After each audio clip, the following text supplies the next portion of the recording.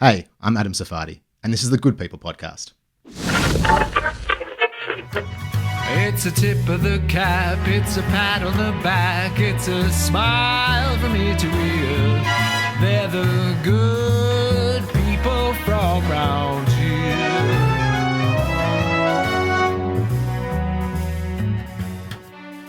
Welcome to another episode of the Good People podcast. My name is Andy. It's brought to you by In Other Good News.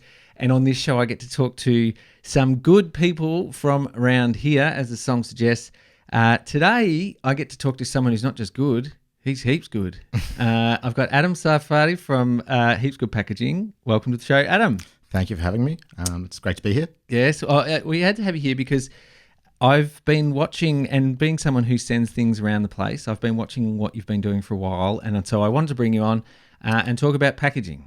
An inherently boring topic or product, but something that hopefully we've made a little bit more exciting. Yeah, it's probably not the first thing that people would think of when they think of interesting topics, but it is, and it's important, and certainly it's important for many, many reasons. So you're the CEO and the co-founder. Yep. Now this is actually something that I'll let you tell this story because this is an interesting story.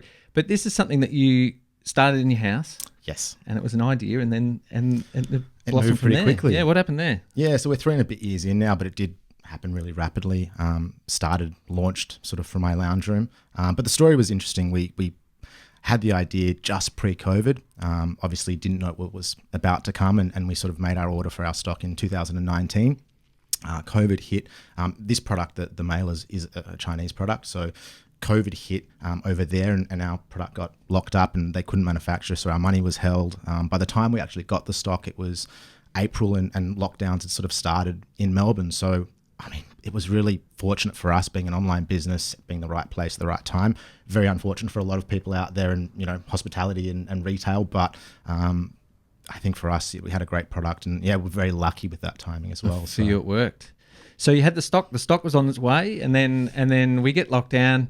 Next thing you know, you've got a house full of stock. Of mailers, yeah. It was pretty hectic, and look, we grew so quickly on the back of some pretty good digital advertising, and that was sort of always our strategy. But we grew really quickly to my warehouse. My home was filled, my hallways, and it was just it got unmanageable. But after about 3 months, we had to start looking for a warehouse. Yeah, so at least it started off well. It did, and much. Like, it exceeded expectations, to be honest. And when we talk about mailers, we are literally talking about a satchel. Exactly. Just a satchel that you will send stuff. But these satchels are different. They're not. Yes. They're let's say they're not plastic. They're not. They're technically a form of plastic, but they're not plastic in the sense that there's not another term for them, if that makes sense. Oh, okay, but right. It's a compostable, a home compostable product that's made from cornstarch, essentially. So, and the key is that it does have sort of compostable certification. So people can put it in the home compost, and it will disappear in 60 to 90 days. Yeah, right. So completely gone. Completely gone without releasing methane, which is the benefit of compost, and also you're left with humus or something that you can use. Something that you can that's garden. Beneficial. Yeah, that's right. You can do something with it. There's a big difference too, because some things are compostable, but there's different levels of compostability, isn't there? There is. So there's industrially compostable and there's home compostable. There's some numbers that go out with that. That's AS4736 and AS5810 off the top of my head. I'm pretty sure that's correct. Yeah. Look, essentially what that means is that an industrially compostable product, which is things like your coffee cups and all the plates and products that you do get when you're buying takeaway, are at this point in Australia unable to really be disposed of. They end up in landfill because we don't have the facilities to compost them industrially. So people do need to be aware of that and make sure that if they are putting things that are industrially compostable in their home compost, they don't expect them to break down in that time period. They will still break down, but it's not at the same speed. Exactly. Because industrial is like it's an actual operation, right? It's heat and movement of the... Yeah, so it needs to be moved. Essentially, you imagine a huge cylinder that's heated between sort of 60 degrees-ish, and it just tumbles, and it will end up sort of, without anything there, with compost and humus there. But yeah, that's the process for industrially compostable products. And then that compared to home is quite literally you can put it into your home compost bin and it will... Exactly, and I think that's the advantage of our product. It was something that we realised that obviously with the collapse of Red Cycle that, now it's even more evident. But for consumers to be able to have the option to be able to have control of how they get rid of it is quite powerful. Yeah, well, because people, I think, in general, are good. I like to think so, yeah, yes. Yeah, that's right. And so they want to do the right thing, but because you don't always know the right thing, how to do it, or it's not always easy. So you got to make it easy, right? Like that's the... Definitely. Have to make it easy. And look, I think the really hard thing to say is there is no perfect solution at this point in time. So there is no 100% right thing to do. There are, varying degrees and we can offer better solutions. And that's sort of our aim. And we have to be transparent about that because there isn't a perfect solution to consumption. Yep. Unfortunately. No, that's right. If you want food to come from other places and if you want logistics and all that sort of stuff, you've got to make some compromise, don't you? Exactly. Instead of making compromise, we want to make compost. That would be good. That's a good one. We should use that. Yeah, you can use anything for free. Thank you. Off this show. So also, because it's made of corn, is there an issue with, using corn to make packaging instead of, for food? It's actually something we touched on with our suppliers really early because it was something that I was concerned of. That it was non-GMO based corn and that it was corn that wasn't fit for human consumption, so it wasn't going to affect any of those food channels. Right. So it's literally using corn that we're not going to eat anyway. Yes. That's fantastic, isn't it? Yeah, I really like this idea because we are sending so much stuff around the place. As someone who uses packaging myself that was tied to the Red Cycle, Yep. we thought we were doing the right thing with that, and now it's just effectively landfill as well. It's unfortunate with the single-use plastic, and it's something that we should probably touch on really, really briefly. I think there's an idea or a sort of out there that recycling plastic is a good thing. And while recycling plastic is sort of our own option because we have so much of it, creating more single-use plastic is not a good solution. If you're going to turn that plastic into something that's going to be, around for 10, 20 years, I can see the purpose. But to take plastic out of the ocean, there are some other companies, our competitors and things that are doing that currently, and then turning into single-use plastic, which is then going to end up, without Red Cycle, back into the ocean? Or into the tip and take 300 years to break down. Yeah. Is not a great solution. No. It starts off well. Yes. It sounds like good intentions. Yeah, I think that's the thing. Like good intentions, most people have good intentions. It's just having the right systems to support that, isn't it? Definitely. Yeah, right. So let's rewind a little bit. So you've come from a fairly sort of entrepreneurial family. Yeah, my father was an entrepreneur before being an entrepreneur was considered cool, and it was by nature. He didn't have the education. He grew up, was born in North Africa and then moved to France when he was young. But he grew up with, without that sort of education, quite poor. So it was by necessity that he was an entrepreneur, and that definitely left a mark on me and my brother, without a doubt. So he started, he made a business, what was it called, Zaz? Zaz, yeah. So that was really interesting. So he had a whole lot of different businesses, started in picture framing and ended up in online, which is crazy. And with restaurants in between. So very sort of interesting journey. But yeah, Zaz was a business that he started in 2006 with his business partner, Fred Milgram at the time, which was a really cool business. Was very similar to Catch of the Day. We were actually before them, and it was modeled off a company called Woot in America, which ended up being purchased by Amazon and is actually still around. Oh, right. The concept was that every day at midnight there was a new product, and you never knew what it was going to be, but it was something really cool that was going to be really cheap. Well, obviously the idea was all right. It was a great idea and it worked really well, and I learned a lot working there in the early days. Yeah, because you were there quite a while.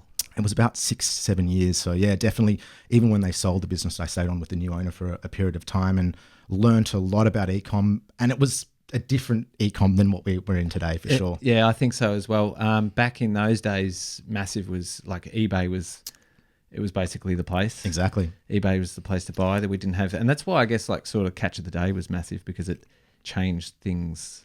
They did. And look, they ended up having a lot of capital backing, and that's why they succeeded in the market, and did expand to sort of moving away from the one product thing, which was what Zaz really was.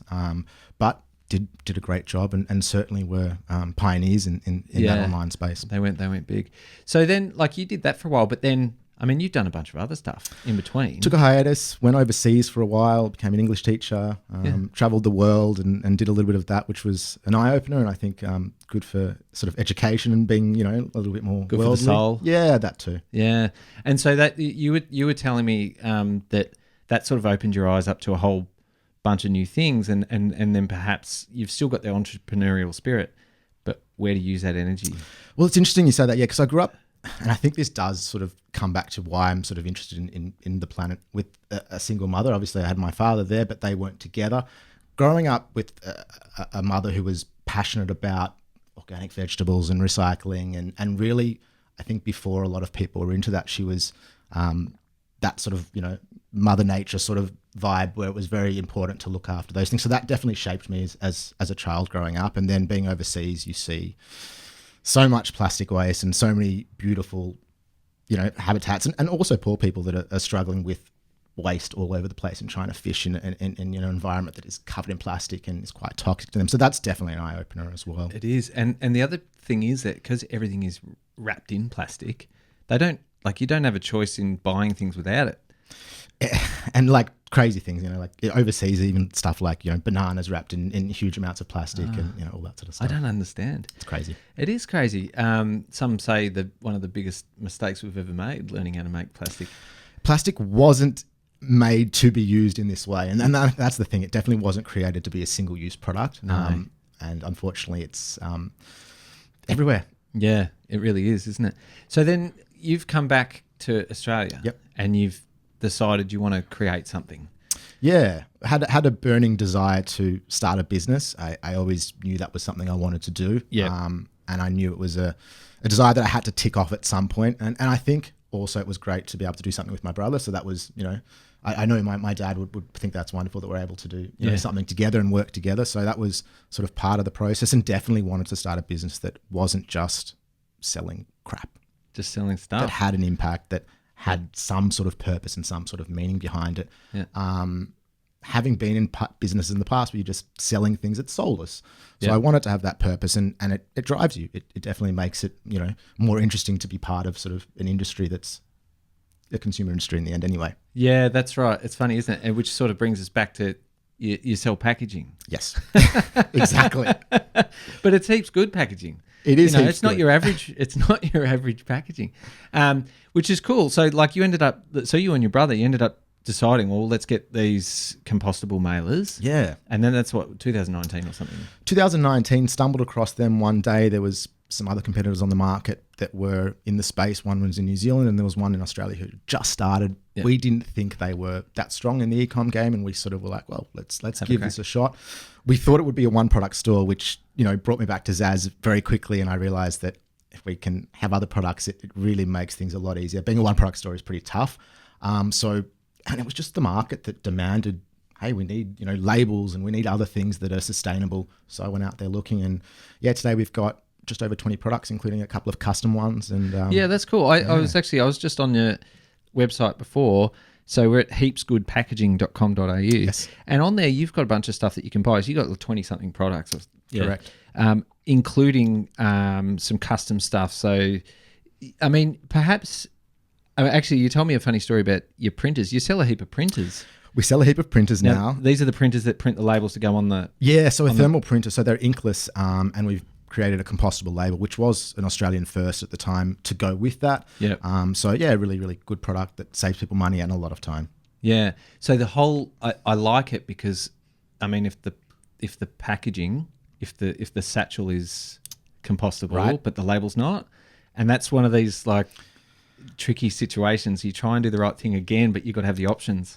We have to, like, as a business, close the loop on all of these things. And like, for example, the backing of the paper for the compostable labels is made of glassine. Glassine currently is not recyclable in curbside recycling. It's incumbent on us to work out a solution to pick up that glassine. We're working on that. And like, I want to make sure that with our products that we are able to close the loop entirely. Otherwise, it doesn't make sense. Yeah. Yeah, you get almost all the way there, but it just doesn't. Yeah, that's what makes it hard. And even with some of the, like when Red Cycle in theory was operating, you still had to remove parts and stuff as well. You do when you compost. So I should say that about the mailers. The one part that you do need to cut off is that top little strip, the adhesive strip, because that isn't compostable. And it shouldn't be. Because you need a tough. It's got to be a tough adhesive. And that's the one part, the plastic, the actual strip that goes on. And we've looked at other alternatives. Nothing exists at the moment. That is plastic. So that's the only downfall, is that little strip. The little strip at there. the top. Yeah. Yeah. So you're almost there. Almost then. Look, there will be a solution. It's like a lot of our products. They're coming up and they're popping up really, really quickly. And the ones that aren't there, we're out there searching for or trying to close the loop on, creating programs in Australia that can then, pick up those labels, for example, the backings and stuff like that. Yeah, right. And so you're saying with the printers, you were trying to get wholesale on the printers and the... Early days, yeah. It's one of those things, starting a business and sort of realizing, hey, these printers are really cool. The market doesn't realize that they're made for e-com. The market thinks they're something else, and the company that are selling them really doesn't realize that this is an e-com product. We identified this printer as something that we'd sort of used and loved and worked for us. And went out there and called the distributor in Australia, and they just didn't understand what we did. They literally got back to me a week. They said, look, it's really well and good that you want to sell them. I don't really understand your business. Fast forward a year and we're selling more TSE printers than both of the distributors in Australia combined. So it's a really, really funny story. They just didn't understand it. Didn't understand our channel and didn't really understand our way of marketing.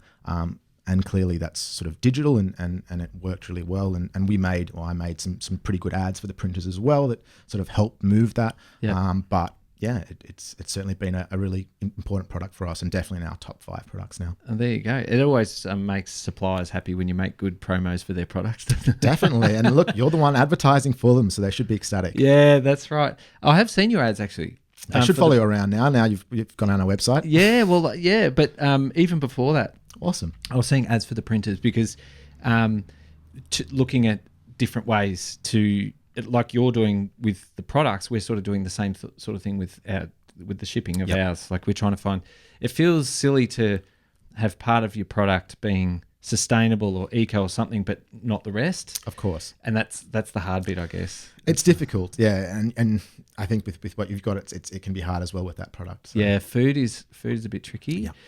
Food's a bit tricky. So we're talking about entrepreneurs. Your brother started this with you, but he has another business, doesn't he? Has a business called Threadheads, which is funny because I was involved in that in the really early days and introduced him to his business partner Marcus, who was an old friend of mine. So yeah, they've created a wonderful business there and really, really successful. And it's a print-on-demand t-shirt company. So yeah, if you're into that sort of stuff, definitely check them out. So Threadheads, yeah. So print on demand. So you single stuff. Yeah, and they've got really, really cool designs and really, really cool artists, and they do all that stuff in-house. So yeah, okay. So all Australian. Printed in Melbourne.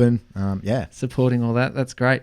So I guess you've got, do you know what the other thing was? Can we talk just about the labels? Yeah. You're talking about like with your, eco stuff, how do you make it?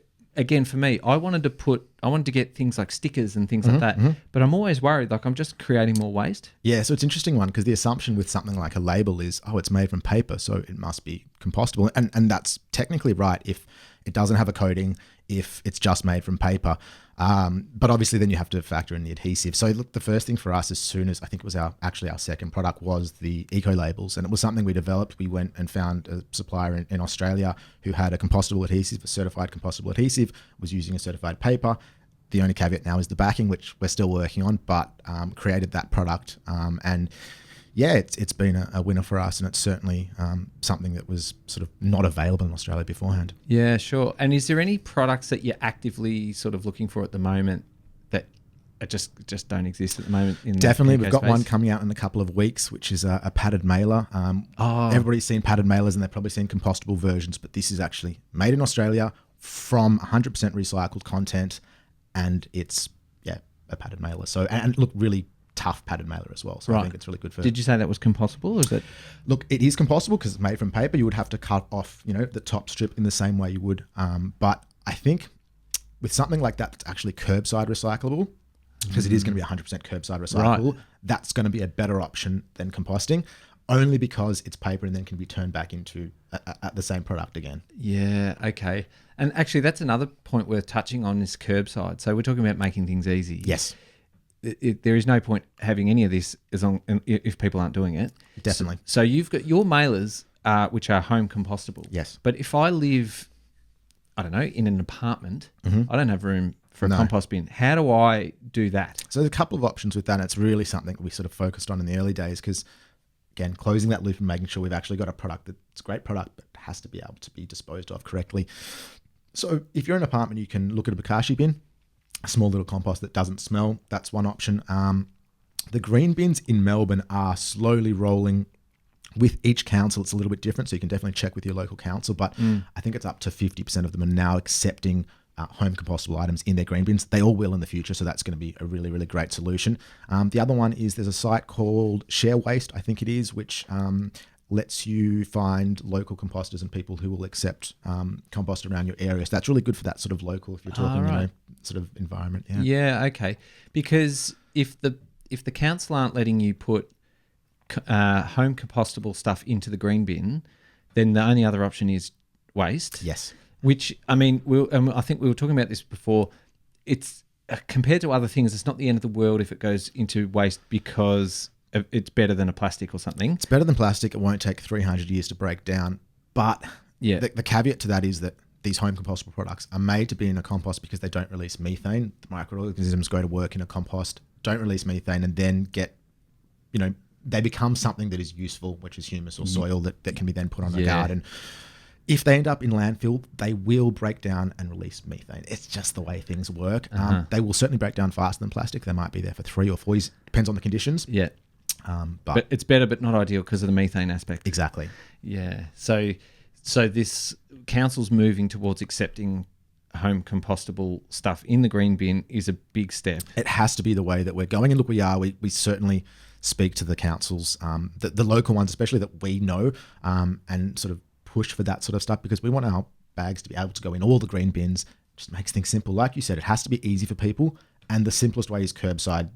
Whatever you look at, where the Red Cycle fiasco is a perfect example of why curbside is better for the consumer anyway. It's a much easier solution. Yeah, for sure. How do you feel about in the world at the moment with companies in greenwashing? It's a tough one, and it's getting more difficult. And I think it's really interesting for us because it's almost at the point now where having a green product is not enough. As a business, we really need to do more. So I think a really interesting thing that we're going to be launching in the next 6 months, I believe, is a brand new line of products that's going to be made to create or generate profits for charities or organisations that we're working with that we have an affiliation with and really, really appreciate what they do and like what they're doing. Yeah, right. So you're going to make products that support charities. That's the idea. So we'll make it really transparent and it'll be X amount of dollars and we'll break it down, production costs and all those sort of things and really show that journey, how much gets donated to the charity. That's the plan and that's hopefully launching before Christmas. And I think impact is something we're really going to focus on now because it's great to have the range of products. But as a business and being a purpose-driven business, there's so much more that we want to do in that sphere. Yeah, that's great. Have you got an idea of what types of products they are? It's going to be some apparel probably to start with. Right. We're looking at some stuff like that. So we've obviously got the Threadheads link, which might make things a little bit easy. Yeah. But it's about doing it right and then and joining it with the right charities as well and having those affiliations that make sense. So working on that, and it's been in the works for a while. It's a big project. Yeah, that's cool. And picking the right charities as well is important. Definitely. That's hard. So important. Because you don't know necessarily how they spend. That's the biggest problem with charities in the end. And that's why it might be that we work with some charities. There's some companies that remove plastic from oceans. So for us, we can quantify if we're spending X amount that we can remove X amount of plastic. And I think, you're right. Like what we do now with ecology, we plant trees per order. Things that you can actually quantify are certainly more powerful for us in that way. I agree because when they can tell you exactly what they do with it, it makes you more inclined to want to, without a doubt, get involved. Yeah. Agreed. So, that's definitely something that we love, and so we work with Food Bank. Yeah, and we know great company. Every dollar donated is 2 meals created. Like it's really straightforward, and you don't have to guess, and you don't have to worry about. Because I know there was a problem with in years gone by with sort of some of these charities for overseas. Oh yeah, and look, living overseas, I saw that, and I think the structure of these charities overseas don't make any sense. I mean, you're essentially bringing in people from overseas who don't know. Like I taught in Cambodia, so it was a really good example. You get people in from overseas, these small budget charities or NGOs. You pay them big money when really the money should be going to the local communities, and you should be training somebody in the local community who knows what people need to oversee that. But there is, and I'm sure that's changing, and it has changed. But the whole charity NGO structure is certainly not ideal. Is it a governance thing? Pretty much. Yeah. What did you do in Cambodia? I was an English teacher, so I started. I met a girl and we went traveling, and she was from Morocco, so visa issues were real. So we decided to settle in Cambodia for a little bit, and I became an English teacher. Did my CELTA and did that, which was a unique experience, and lived in Vietnam and also Morocco for a little bit. So was moving around for a couple of 4 years probably. Yeah, right. And this was your awakening period. Yeah, definitely. And look, being a teacher as well, I think you do feel, I mean, there's more purpose being a teacher, even if it's just, you get to actually have an impact on children's lives, whatever it is in that sense. It definitely was an eye-opener and was a good experience. Yeah, I agree. I think everyone needs to travel. Everyone needs to travel and just immerse themselves in different cultures. Yes. It solves a lot of problems. It opens your eyes and hopefully makes you more tolerant as well in the long run. To different cultures and different just ways of being and food.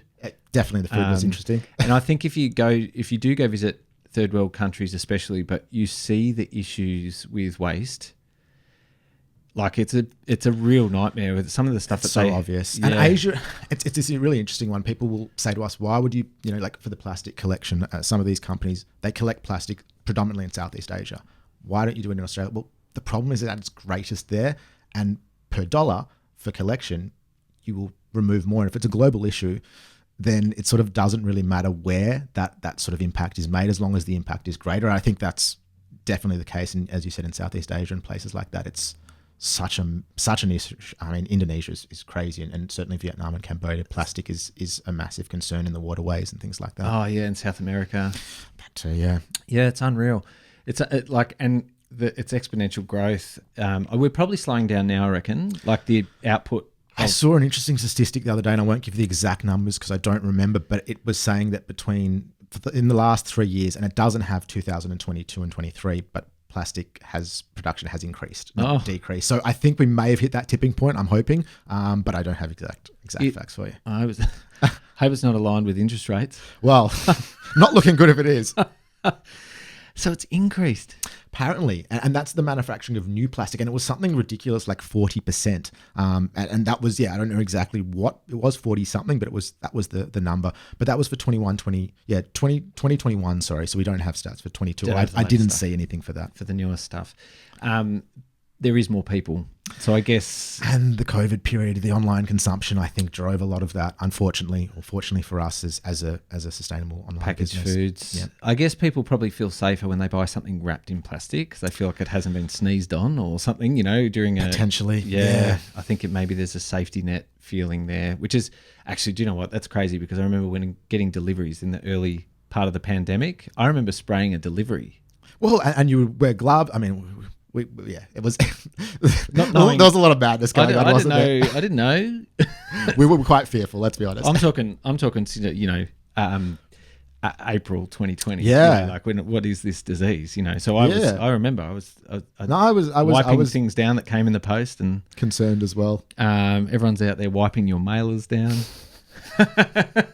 Probably. Yeah. Well, then, so, all right. So you got charity coming up. Is there anything else big coming up for Heaps Good? Yeah, we've got the padded mailer launch, which is really exciting. That's in the next couple of weeks. And look, as always, we're focusing on new products. The big line for us this year was the custom boxes and the custom range.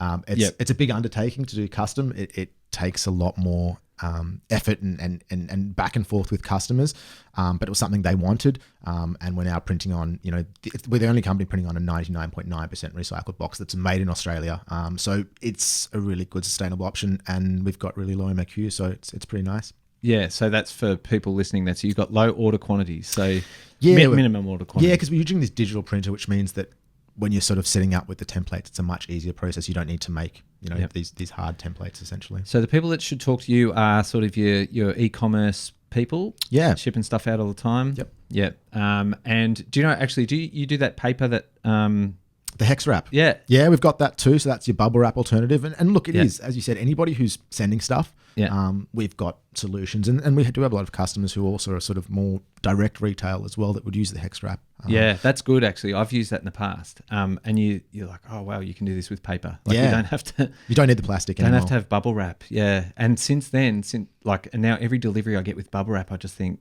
there's ways. There's other ways. And that's, we believe and we know really that's how consumers feel when they open a package and it's full of plastic. So it's really important for the customers that we're selling to, that they then send to their customers and have that experience, because it is akin to opening a present as a child when you get your package. So you're evoking all these emotional sort of feelings, and you don't want that experience to be even the slightest bit negative, because it does affect that whole purchase experience.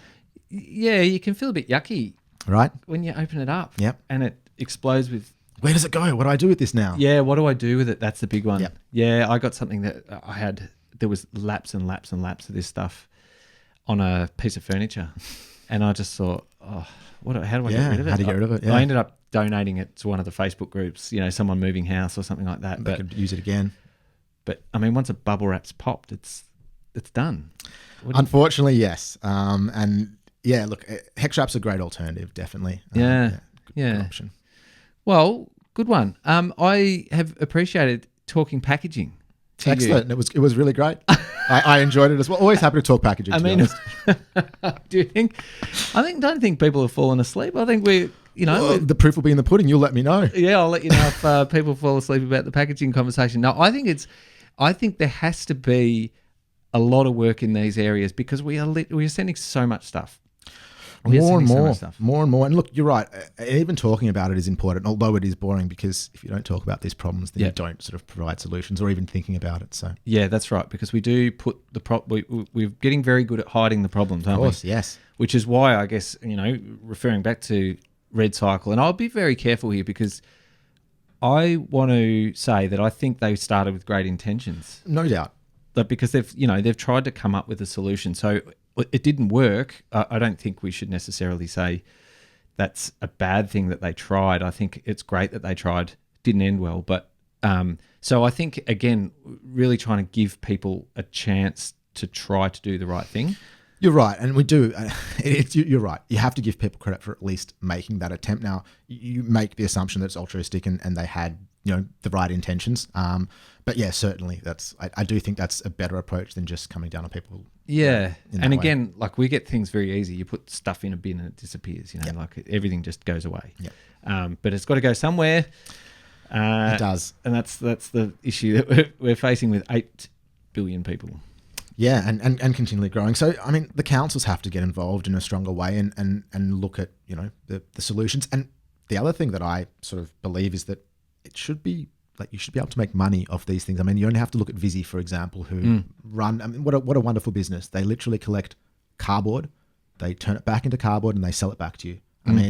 Is there, there's not a better business, really, to be honest. If you think about that, you're turning rubbish into something that you then sell back to people. Yeah.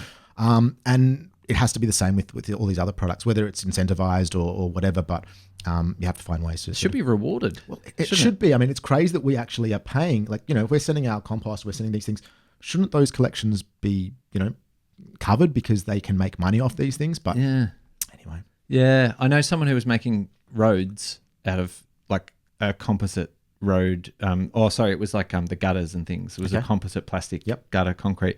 But the amount they needed wasn't enough. So we're working towards these solutions, but we're not quite there. Actually, there is overseas. I saw some roads being made out of plastic. Yeah, I think that's a great solution. Once again, it's not single use, so it makes perfect sense. And yeah, that's awesome. What about microplastics though? Like, eventually the road wears out, and then you get microplastics. I saw a great article yesterday. I think we're actually going to put a little explainer out on Heaps Good in the next few days about this. Scientists has developed an oil that actually magnetizes microplastics. Really fascinating. So essentially, it sounds weird, but the oil covers the microplastics, and then you use a magnet to bring them all together and remove them, and it removes something absurd amount. So that's really interesting. Look, all that tech's always fascinating. There's always something happening. Microplastics are an issue. There's no doubt. Yeah. Everywhere in everything we're doing, whether it's our food and all that sort of stuff. So.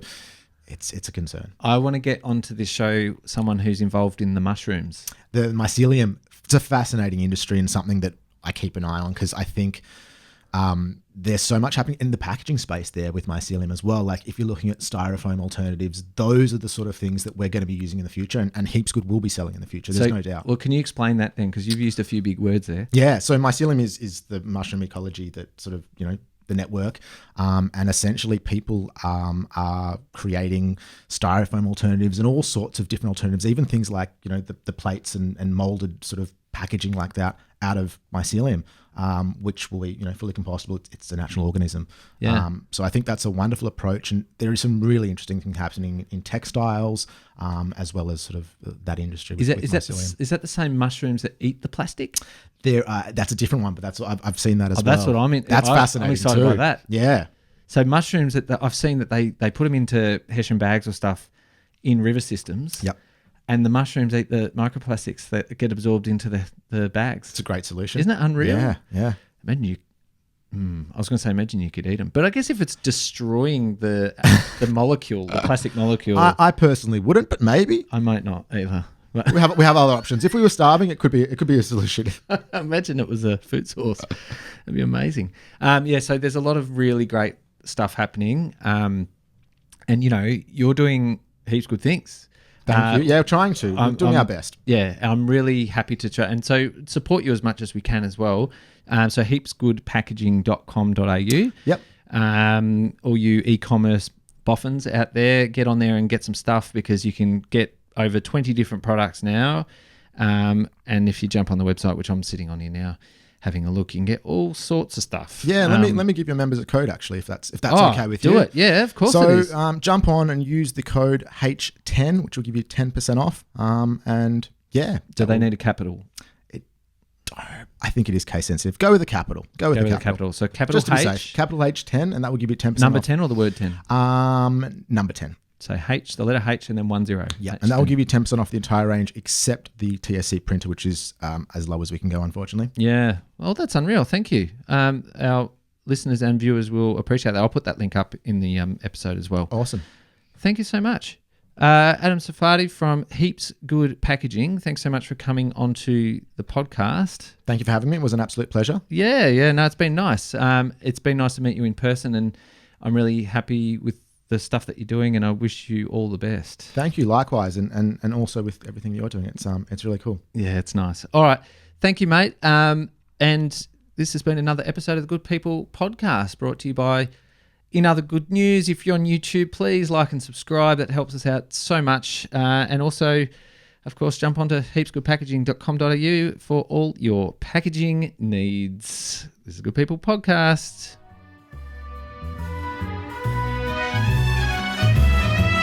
Well, it's a tip of the cap, it's a pat on the back, it's a smile from ear to ear. They're the good people from round here.